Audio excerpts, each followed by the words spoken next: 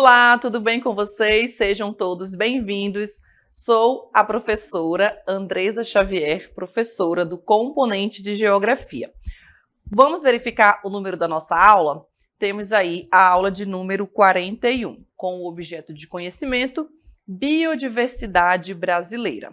No detalhamento dessa aula temos fontes de energia não renováveis, combustíveis fósseis como petróleo, carvão mineral, gás natural e xisto betuminoso, e os combustíveis nucleares no Brasil, no Amazonas e no município. Esse é o detalhamento da nossa aula de número 41 e vamos a mais uma aula de geografia.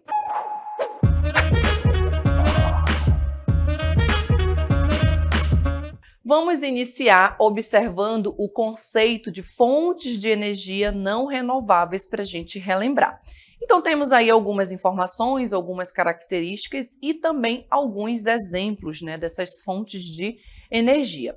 Vamos iniciar falando sobre o conceito de fonte de energia não renovável, que são fontes de energia que utilizam recursos naturais, esgotáveis, tá bom? Ou seja, eles terão um fim. Então, são recursos que estão disponíveis, na natureza, e esses recursos, eles terão um fim, diferentemente das fontes de energia renováveis. Seja em um futuro próximo, dependendo de como essa fonte de energia ela vai ser utilizada a longo prazo, a médio prazo, um curto prazo. Então, como é que essa fonte de energia ela vai ser utilizada ou ela é utilizada, Então, aqui nós temos um período de médio ou longo prazo, para se esgotar aí na natureza, certo? Temos alguns exemplos. Vocês lembram aí dos exemplos, das fontes de energia renováveis e não renováveis? Aqui eu trouxe para vocês, alguns exemplos de fontes de energia não renováveis. Nós temos aqui os combustíveis fósseis, tá bom? Alguns exemplos desses combustíveis, nós temos o carvão mineral, que nós vamos falar um pouco sobre eles, o petróleo e também o gás natural. Uma outra fonte de energia não renovável também, que se destaca pelo seu uso, tanto no Brasil como no mundo, nós temos aí a energia nuclear. Então, são algumas das fontes que eu coloquei em destaque aí para vocês, para a gente observar e comentar sobre o uso dessas fontes de energia e também as vantagens e as desvantagens de cada uma. Vamos observar agora na imagem. Aí nós temos a energia não renovável, como que se dá a geração através dessas fontes, até chegar ali a energia, como ela vai ser utilizada. E aí nós vimos o óleo de combustível fóssil, aqui na primeira imagem retratando para vocês, o gás natural, o carvão e também aqui pela fissão do urânio através da energia nuclear, onde nós vamos conhecer cada uma delas, vamos comentar sobre cada uma dessas fontes de energia. Vamos observar agora um vídeo sobre as fontes de energia renováveis e aí nós temos a professora Yara, falando um pouco sobre essa fonte de energia, os combustíveis fósseis. Olá, sou a professora Yara, professora de Química, e vou falar um pouquinho para vocês sobre a formação dos combustíveis fósseis. Os combustíveis fósseis são muito importantes para a nossa sociedade, do jeito que a gente conhece ela hoje, justamente porque ele representa aí por volta de 75% das reservas energéticas mundiais. E a gente encontra, por exemplo, os combustíveis fósseis nas nossas residências, também na indústria e nos veículos. Mas como que esses combustíveis fósseis foram formados? Então, eles foram formados a partir dos processos de decomposição da matéria orgânica, ou seja, os seres vivos, animais ou vegetais, tá? E essa decomposição levou bastante tempo para acontecer, ela é bem lenta, aí por volta de milhares ou até mesmo milhões de anos. Como isso acontece? O resto, dessa matéria orgânica foi sendo soterrado, nas profundezas da crosta terrestre, preservando o oxigênio ali naquele ambiente. E aí a decomposição começou a acontecer principalmente porque toda aquela matéria, todo aquele material foi sendo submetido à ação de bactérias, também da pressão do ambiente e do calor. Existem 3 tipos de combustíveis fósseis, vou apresentar aqui para vocês. O primeiro deles é o petróleo. O petróleo é um combustível fóssil formado pela decomposição de seres vivos, animais e vegetais unicelulares. E estima-se, né, que as jazidas de petróleo tenham ali por volta de 10 a 500 milhões de anos. Outro exemplo de combustível fóssil é o gás natural. O gás natural, ele é formado principalmente do gás metano e ele costuma ser encontrado associado ao petróleo, ou seja, nas jazidas petrolíferas. Então, por esse motivo, a sua formação é muito parecida com a do petróleo. E por último, o carvão natural ou carvão mineral, que também é um tipo de combustível, só que no caso ele é formado a partir da fossilização da madeira, então é um pouquinho diferente do petróleo e do gás, ok? Lembrando, gente, que os combustíveis fósseis, eles são um tipo de energia não renovável, tá? Ou seja, é aquela energia que um dia vai acabar. Então a gente, enquanto sociedade, precisa pensar um pouquinho sobre esse assunto. Espero que vocês tenham compreendido um pouco mais sobre a formação dos combustíveis fósseis. Até uma próxima oportunidade. Tchau, tchau. Muito bem, então vocês viram aí a nossa professora de Química, né, a professora Yara, mostrando pra gente os principais fatores para a formação desses combustíveis fósseis, né, como a ação das bactérias, a pressão, entre outros fatores responsáveis. Então vamos observar a nossa primeira fonte de energia não renovável. Nós temos aí o carvão mineral, né? O carvão mineral, assim como outras fontes de energia, outros combustíveis fósseis, né, o petróleo, o gás natural, eles se formaram aí durante o período carbonífero, tá bom? Então, se a gente for observar o período carbonífero, ele está situado lá na era paleozoica, em áreas sedimentares, juntamente com a ação, com todos esses fatores que a professora Yara mostrou aí pra gente, né? A ação das bactérias, ali a pressão, né? Que seria aí a sedimentação, entre outros fatores que vão ser responsáveis. E aí nós temos que em regiões com florestas, pântanos, plantas mortas, né? Então todos o acúmulo dessa matéria, eles se acumulavam e eram soterradas nessas camadas de sedimentos ao longo do tempo, justamente por conta da ação das bactérias, por conta dessa pressão ao longo de milhares e milhares de anos, até a formação desses combustíveis fósseis. E nós temos aí que a pressão, como a gente já observou ali no vídeo, as condições específicas, né, como por exemplo também a temperatura que foi mostrado aí no vídeo para a gente. Então aqui lembrem sempre da pressão, da temperatura, ação dos micro-organismos, né, os das bactérias, transformaram esse material orgânico aqui no que chamamos de combustíveis fósseis. Isso ao longo de milhões de anos, né, ali como nós vimos ali os períodos, né, na era paleozoica, no período carbonífero. Se você for olhar na tabela do período, da tabela geológica, olhando ali, observando os períodos, a gente tem ali a formação de todos os seres, a formação dos combustíveis fósseis, entre outras informações. Vamos observar as vantagens? Aí nós temos algumas vantagens do carvão mineral. A primeira seria que o baixo custo, né?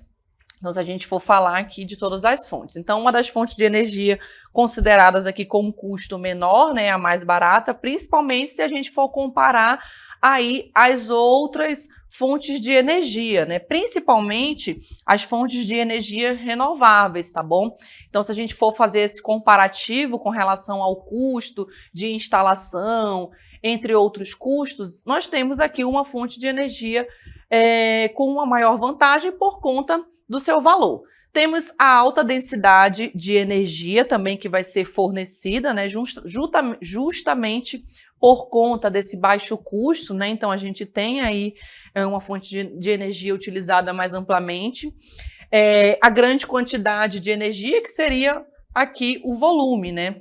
Relativamente pequeno, facilitando aqui a logística, como o transporte, o armazenamento desse combustível fóssil, tá bom? Temos também a disponibilidade Nós temos aí reservas espalhadas pelo mundo inteiro, gente. Então, se você for olhar ali um mapa dos combustíveis fósseis, né, a gente tem várias regiões, né, e outras fontes de energia a gente já vai ter mais pontualmente em alguns lugares. Então, isso acaba garantindo, né, a segurança energética para muitos países, ou seja, por conta desta disponibilidade, né? Então, a gente tem aí uma garantia de uma fonte de energia, tá bom?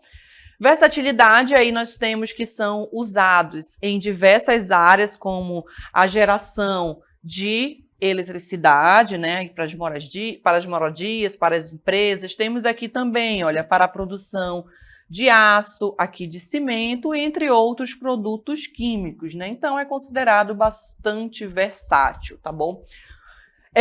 Vamos agora observar algumas das desvantagens, né? Cada uma dessas fontes de energia que a gente vai pontuando, nós temos as vantagens e também as desvantagens, né? Com relação à utilização. Vamos pontuar aí as desvantagens. Temos, primeiramente, o alto impacto ambiental, né? Se vocês observarem aí nessa imagem, a gente já consegue perceber um pouco desse impacto ambiental, porque aí a gente vai ter o impacto com relação à fauna, à flora presente, o desgaste aí do solo, entre outras condições, né? Então, a gente também tem aqui a emissão de gases poluentes, né, para a atmosfera, material particulado durante a queima também deste combustível, tá bom?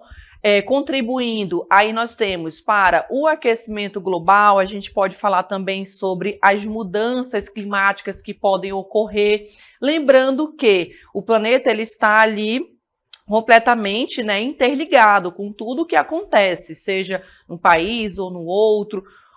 Com relação aqui, a gente fala dos problemas, né, em escala local, global, regional.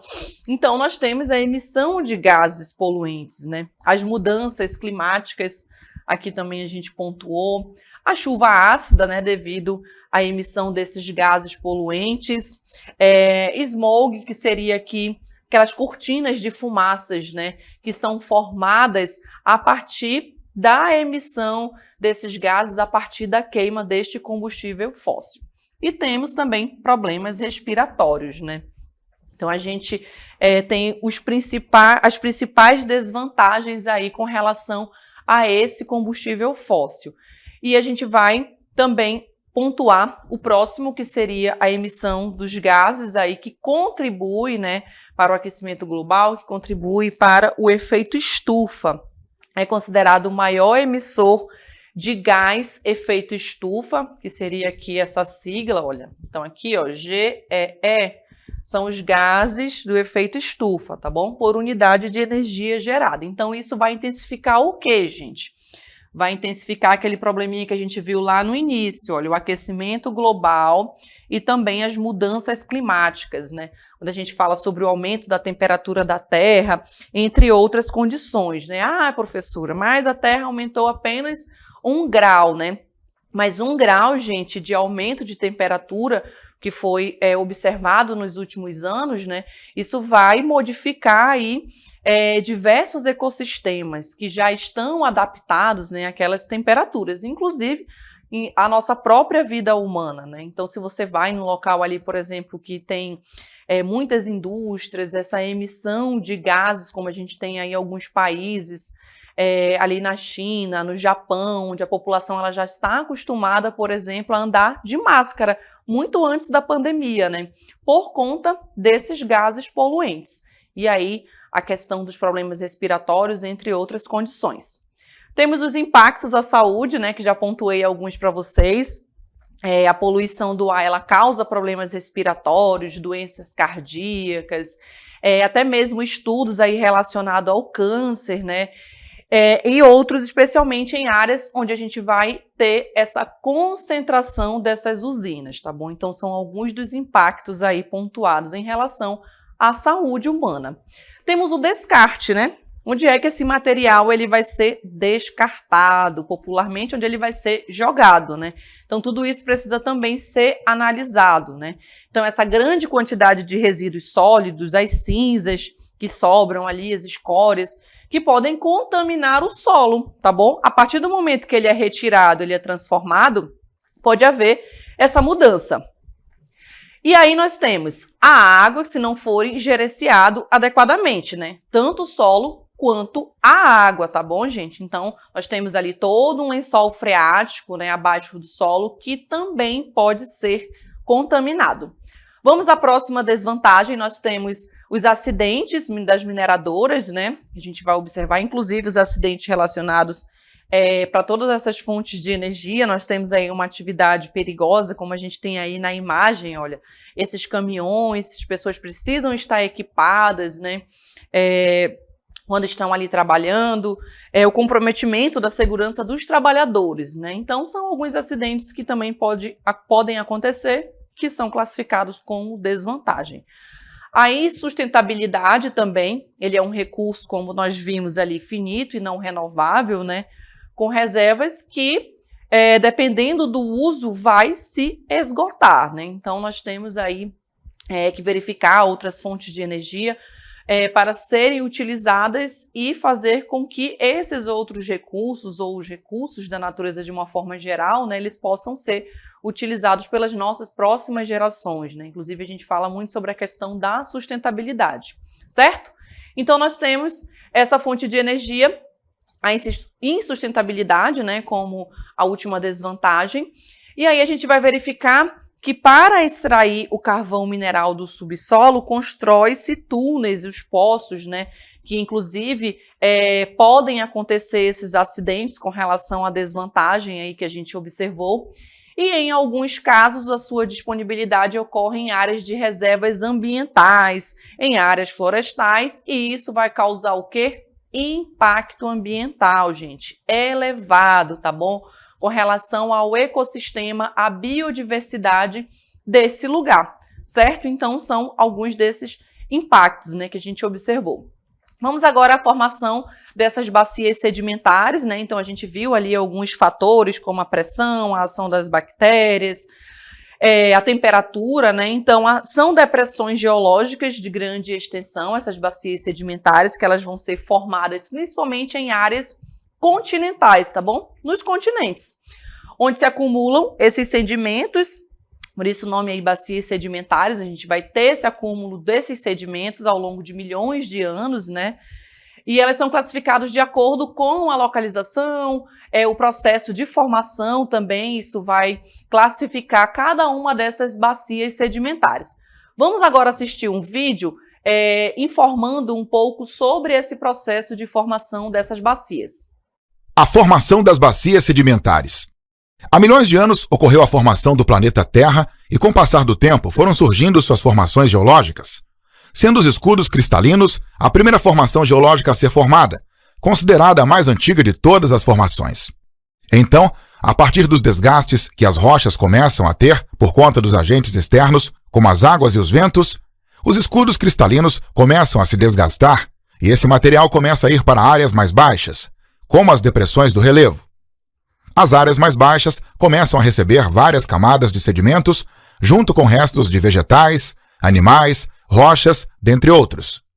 As camadas que ficam mais no fundo são as mais antigas, enquanto nas camadas que ficam acima são as mais recentes.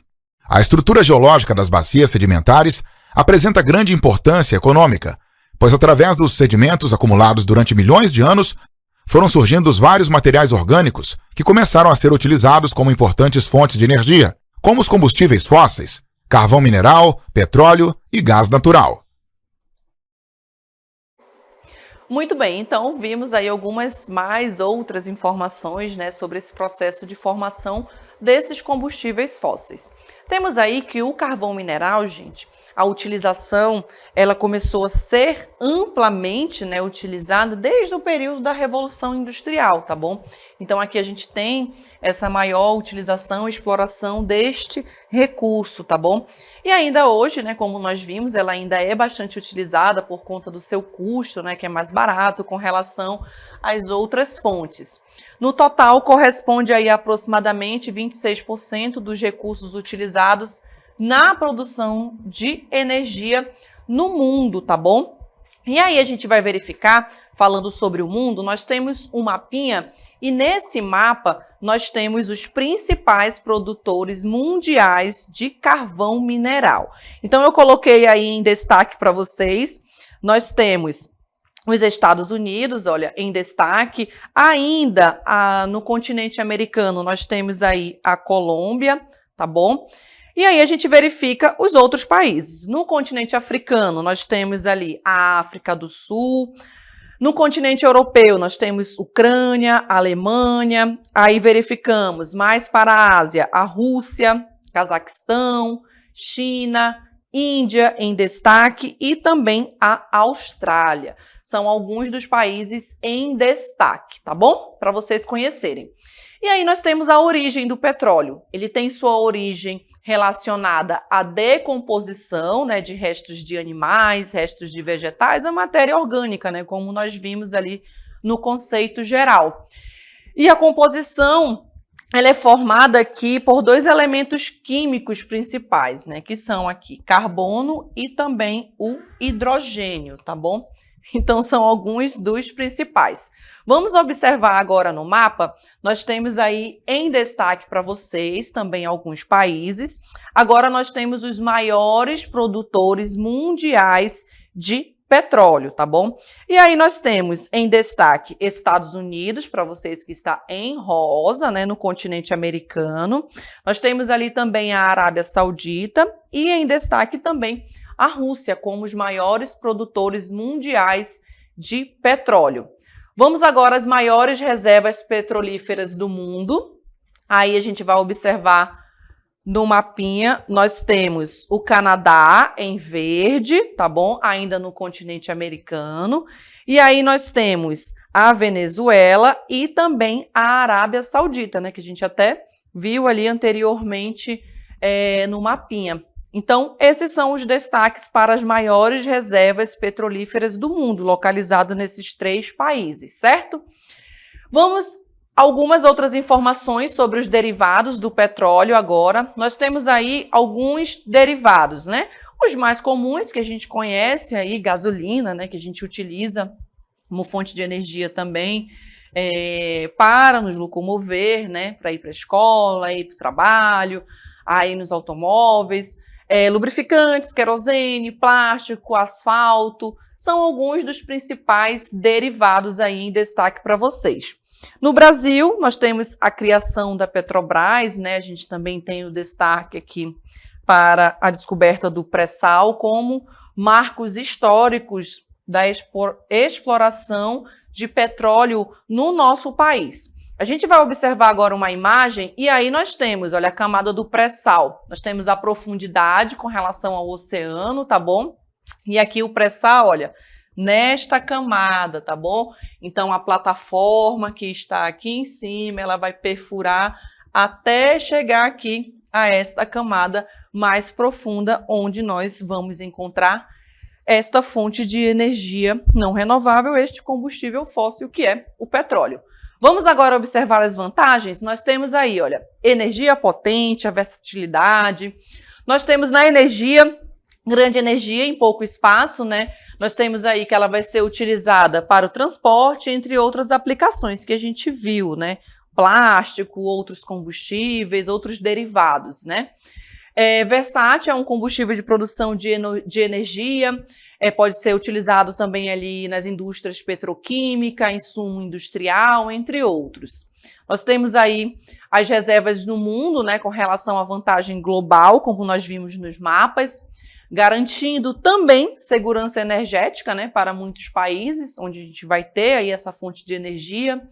A infraestrutura pronta, pois a gente tem uma rede de distribuição e esse uso ele já vai facilitar ali a vida, né? Facilitar essa logística do transporte, de chegar ali à fonte de energia final. A experiência, a tecnologia de exploração, a extração e o refino também bastante desenvolvido. Então, são algumas das vantagens. Desvantagens nós temos poluição, aquecimento global, doenças, a emissão dos gases, né, que vão causar sérios problemas. O aquecimento global, a gente pode pontuar as mudanças climáticas. As doenças, temos também problemas respiratórios por conta da emissão de gases, né, a alta concentração de veículos, de indústrias. Chuva ácida também, assim como no outro combustível que a gente viu. E os desastres ambientais, né? Como, por exemplo, o derramamento de óleo aí que tem um grande impacto, né? Tanto na fauna quanto na flora marinha. Então, esse seria considerado aí uma das desvantagens, né? Inclusive, vários acidentes que a gente já presenciou aí que ocorrem pelo mundo inteiro.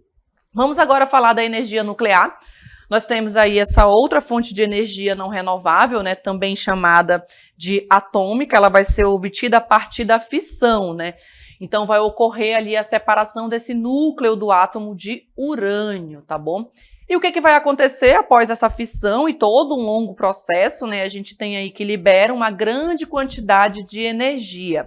E aí essa energia ela mantém unidas, né, essas partículas do núcleo de um átomo até chegar ali a essa fonte de energia não renovável, tá bom? Falando assim, parece ser até fácil, né, gente? Mas muitas tecnologias que são empregadas aí para esta fonte de energia, né? Aí no Brasil a gente tem a usina nuclear de Angra dos Reis, né? Angra 1, Angra 2, nós temos outras usinas também de grande importância para o fornecimento de energia.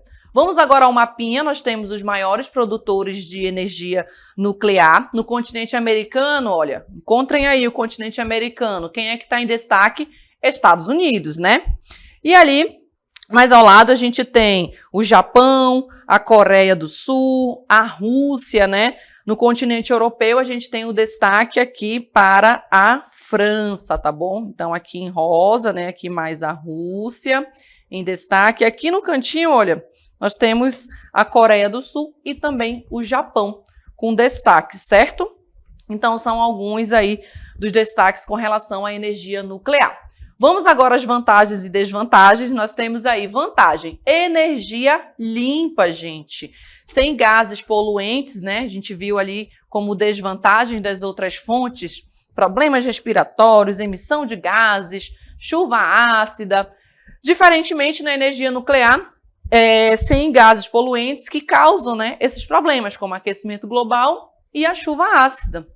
A potência concentrada, né, uma grande quantidade de energia em pouco espaço, né, então nessas usinas a gente tem ali todo o processo, ali a fissão do urânio que vai acontecer ali dentro e muita energia que vai ser gerado dentro dessas usinas, tá bom? Ideal para transporte, entre outras aplicações.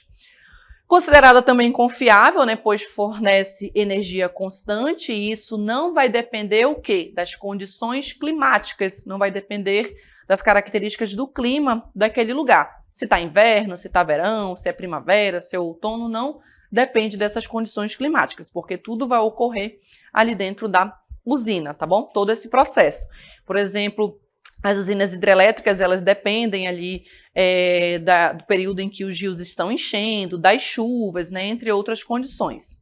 Temos também que é uma energia considerada também segura, ainda nas vantagens. As usinas, elas são bastante modernas, né, então muita tecnologia que vai ser empregada. O sistema de segurança contra acidentes, principalmente por conta de vários acidentes que já aconteceram aí no mundo, né? Nós temos ali Fukushima, no Japão, temos também Chernobyl, né? Foram um dos maiores acidentes que já aconteceram no mundo, e aí nós temos as causas, né? Que foi ali com relação à falha humana, a questão da segurança, vários pontos, né? Com o que será que aconteceu nessas usinas, tá bom? Aí nós temos também Combustível abundante, né? Além da segurança que eu mostrei para vocês, usinas modernas com diversos sistemas de segurança contra acidentes, matéria para geração de energia encontrada em muitos países e a operação barata, né? Apesar de toda essa tecnologia, mas o custo de geração de energia é relativamente baixo após a construção da usina, né? Então, uma vez que você já construiu a usina, os outros custos eles passarão a ser custos baixos comparados às outras fontes de energia. Nós temos as desvantagens, aí a gente pode pontuar resíduos nucleares, os riscos de acidentes, entre outros, né? Esses resíduos, eles são considerados muito perigosos, né? Que precisam ser armazenados por milhares de anos, né? Após a utilização, precisa ser um lugar seguro, que a gente vai ver mais à frente, justamente por conta desses acidentes. Riscos de acidentes, né? Nós vimos aí alguns dos principais acidentes que já aconteceram. São raros, mas podem acontecer e podem ser considerados devastadores, né? Proliferação nuclear, o risco de uso de tecnologia para fins bélicos, né? Com relação à guerra, usar em armamentos, entre outras condições. O alto custo inicial, como nós vimos lá, uma vez instalado, né, o custo ele já passa a ser menor com relação a outras fontes, tá bom? Mas nós temos inicialmente alto investimento que precisa ser feito na construção dessas usinas nucleares e a tecnologia também que vai ser empregada, né? Como eu falei aqui para vocês, a gente tem a fissão ali do urânio que vai ser feito, a separação ali desse núcleo, mas falando parece ser fácil, né? Mas na verdade não é. Então, muita tecnologia que é empregada até chegar ali a fonte de energia. Temos também o tempo de construção, né? São muitos anos para construir aí essas usinas nucleares e também preparar as pessoas que vão trabalhar ali, a mão de obra e o descarte, que foi o que eu falei para vocês anteriormente, né? Com relação a onde vai ser descartado, né? Aquele resíduo. Então, com solução de armazenamento a longo prazo em desenvolvimento, né? Então, tem todo ali um critério para ser descartado, assim como as outras fontes de energia também que a gente observou, certo? Então, essas foram as fontes de energias não renováveis aí para a gente conhecer um pouco mais de como a energia chega ali até as nossas casas, né, que a gente utiliza já no final, certo? Então, essa foi a nossa aula e até uma próxima!